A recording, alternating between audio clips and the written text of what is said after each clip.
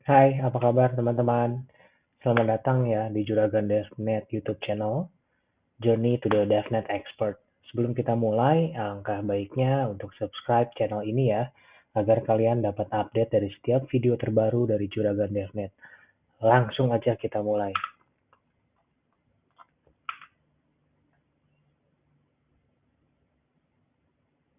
Again, halo teman-teman semua, selamat datang di Juragan DevNet. Sebelum mulai, kita quick introduction dulu ya. Apa sih itu Juragan DevNet? Sebenarnya Juragan DevNet itu saya buat untuk share ke kalian apa sih development and networking yang sekarang sebenarnya lagi booming ya. Untuk network itu kita bilangnya sebagai DevNet, dan untuk aplikasi server dan infrastructure mungkin kalian lebih uh, sering mendengar tentang DevOps. Sebenarnya quite similar, tapi DevNet itu lebih fokus ke perangkat jaringan saja. Nah, YouTube channel Juragan DevNet ini akan membantu kalian menjadi seorang DevNet expert dan juga menemani kalian selama berpetualang di dunia DevNet. Sebelum lanjut ke slide berikutnya, pastikan kalian mempersiapkan diri ya untuk petualangan DevNet yang lumayan panjang ini loh. Oke, sebelum kita mulai lebih jauh lagi, saya ingin memperkenalkan diri saya. Seperti pepatah zaman dulu bilang, tak kenal maka tak sayang.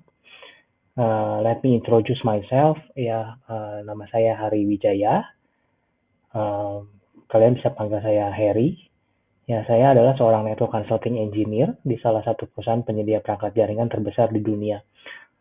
Mungkin kalian tahu atau di saat kalian sekolah ataupun bekerja, mungkin perangkat-perangkat yang diproduksi dari company perusahaan saya,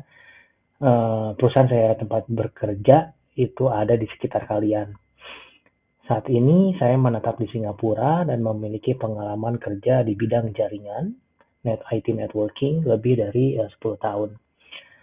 Nah, jangan lupa ya, kalian juga follow sosial media saya untuk YouTube. Kalian bisa follow Juragan DevNet. Untuk GitHub nantinya kalian bisa download script ataupun mini project yang saya buat yang bisa kalian implementasikan langsung di perusahaan kalian. Itu kalian bisa add GitHub saya di Juragan DevNet. Dan kalau kalian mau tahu apa yang saya kerjakan dan mau dapat update lebih banyak tentang DevNet, kalian bisa follow LinkedIn saya di Hari Gunawan Wijaya. Dan juga untuk short video, kalian bisa follow di IG saya di Juragan DevNet. Nah, sebelum kita mulai nih, kita harus tahu dulu apa sih DevNet. Nah, seperti yang saya bilang sebelumnya, mungkin kalian lebih familiar dengan mendengar dengan DevOps ya, DevNet and Operations. Sebenarnya ini hampir sama dengan DevOps. DevOps itu kan lebih ke infrastructure seperti manage automate servers kayak gitu ya, provisioning servers, lebih ke infrastructure. Nah, sedangkan DevNet itu lebih fokus ke perangkat jaringan atau perangkat network. DevNet adalah development plus networking, di mana DevNet itu memanfaatkan script, oke, untuk membantu operation menjadi lebih cepat, lebih efisien, serta mengurangi human error. Kadang saat ini kan kebanyakan kita melakukan konfigurasi perangkat jaringan melalui command line ya. Mungkin create 1-2 VLAN di 5 atau 10 perangkat masih oke ya. Tapi bayangkan kalau kalian harus membuat misalkan 100 VLAN, oke, virtual local area network, dengan yang harus dikonfigurasi ke 1000 perangkat. Mungkin itu akan memakan banyak waktu. Dan serta kalian, sorry ya, suaranya uh, agak bindeng karena emang lagi kurang enak badan. Uh, Sorry, kita lanjut. mungkin kalian selain nge-push 1000 VLANs gitu ya 100 VLANs ke 1000 perangkat, kalian perlu melakukan pre-checking and post-checking untuk memastikan sebelum dan setelah kalian push configuration ke devices, ke perangkat, itu outputnya masih sama ya, tinggal ada abnormal atau ini error. Nah, script ini bisa membantu kalian untuk melakukan itu, mempercepat semua proses pre-checking, post-checking, ataupun push configuration or even upgrade. Nah, DevNet itu kalian bisa membuat script dan membangun CI/CD. Nah, apa sih CI/CD? CI/CD itu in short, continuous integration and continuous deployment. Nanti kita akan belajar ke depannya bagi apa itu CI/CD lebih detail dan cara membangun CI/CD. Intinya adalah CI/CD saat kalian membangun sebuah script ya, saat kalian membuat VLAN. Bagaimana VLAN tersebut bisa kalian tes di environment berulang kali.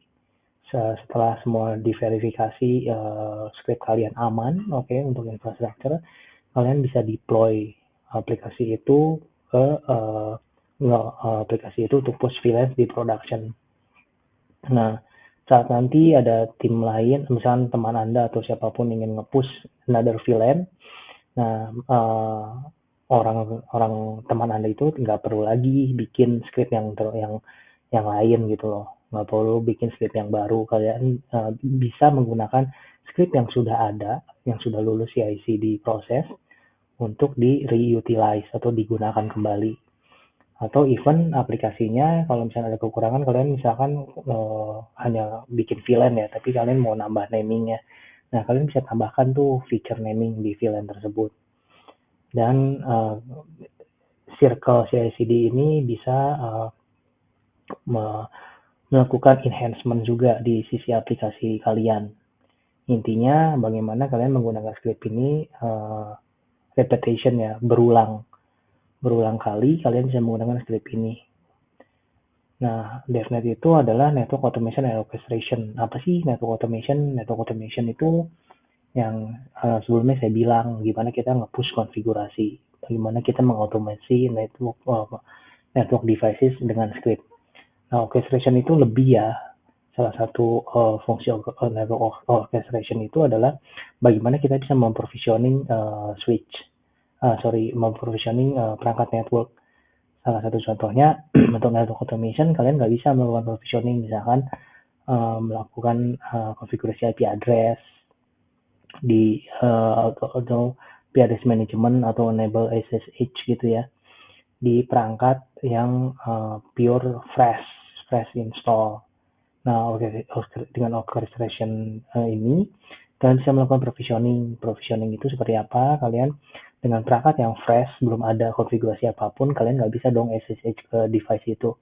Even IP address-nya nggak ada. Nah, dengan orchestration bisa memprovisioning perangkat tersebut dengan IP address yang kalian mau dan mengaktifkan SSH, misalkan seperti itu. Nah, setelah provisioning selesai, berarti kan IP address dan SSH-nya sudah aktif ya di device-nya. Nah, itu bisa step selanjutnya adalah dengan network automation.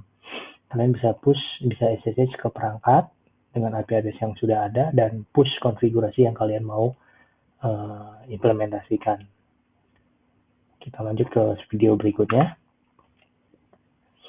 Oke, tools apa sih yang dibutuhkan oleh seorang DevNet? Saya bisa bilang banyak banget ya, dan depends, tergantung kebutuhan kalian. Tapi di YouTube channel Juragan DevNet ini kita akan coba bahas tentang Linux, Python, VirtualBox ini important ya untuk kalian bisa bikin lab di laptop PC dari kalian sendiri. And then Vagrant, Bash. Bash ini penting banget buat network automation and also operation ya, karena kalian akan banyak memanfaatkan Bash shell juga di operation. Habis itu kita akan belajar Ansible. Ansible ini lebih ke network automation. Bagaimana yang tadi saya sebelumnya bilang, bagaimana kita mengautomasi perangkat untuk nge-push mungkin beberapa configuration atau collect some comments dari Ansible ini. Di situ kita akan belajar yang namanya Jenkins ya. Jenkins ini yang aplikasi CI/CD. Dengan CI/CD Circle kita bisa bikin satu aplikasi yang bisa digunakan berulang kali. Nah, setelah itu ada Docker. Docker ini hampir sama dengan quite similar dengan virtual machine ya, tapi dia lebih ringan. Makanya saat ini Docker lebih sangat amat populer. Nah, habis itu kita akan belajar data structure juga. Untuk nge-push konfigurasi kan kita nggak bisa apa ya bilangnya, kita main push konfigurasi aja. Kita harus bisa untuk semua konfigurasi mungkin kita tidak membutuhkan data structure kayak YAML dan JSON ya, tapi untuk data untuk large infrastructure atau large configuration gitu, kita harus ngerti bagaimana data structure kayak YAML dan JSON itu working di network automation. Terus kita akan belajar Git and GitHub gimana. Nah, Git and GitHub ini beda ya, teman-teman. Git itu lebih ke aplikasi dibilangnya version control. Jadi misalkan kalian ada 10 programmer atau 10 network engineer. Nah, dalam satu Git ini misalkan si A itu sudah melakukan konfigurasi OSP, sedang membuat script untuk OSPF gitu ya. Tiba-tiba si B disuruh bosnya untuk mengkonfigurasi membuat script enhancement untuk OSPF. Misalkan OSPF-nya, feature OSPF-nya ditambahkan password and key, misalkan seperti itu ya. Nah, dengan Git version control, tanpa Git version control, konfigurasi si A itu akan di-copy sama si B kan, karena enhancement kan. Nah, si B itu mungkin melakukan kesalahan atau apapun gitu ya. Nah, itu bisa membuat si script nggak bisa berjalan dengan baik. Nah, dengan Git version control ini kita bisa tahu nih si B itu nambahin config apa aja. Jadi kalau misalkan si B melakukan kesalahan, kita mau rollback ya tinggal dihapus saja konfigurasi yang dilakukan si B. Atau even si Git ini juga punya fungsi, misalkan si A udah komplit nih kalau mau bikin script untuk router OSPF ya. Normal router OSPF tanpa authentication. Nah, saat si B mau menambahkan feature, menambahkan script untuk menambahkan OSPF dengan key, dengan authentication misalkan. Nah, si B ini bisa bisa memisahkan diri, bisa ngambil scriptnya dan memisahkan diri dulu gitu loh. Jadi saat si B bikin script dan testing, itu tidak akan mengganggu main scriptnya, script utamanya. Jadi kalau si B ada kesalahan atau apapun, tim di operation tersebut tetap bisa menggunakan si Git si script dari main scriptnya yang itu main scriptnya, script utamanya. Itu segitu sih inti dari si Git. Nah, kalau GitHub itu lebih ke repository kayak Google Drive lah ya. Kalau kalian mau upload file dan folder.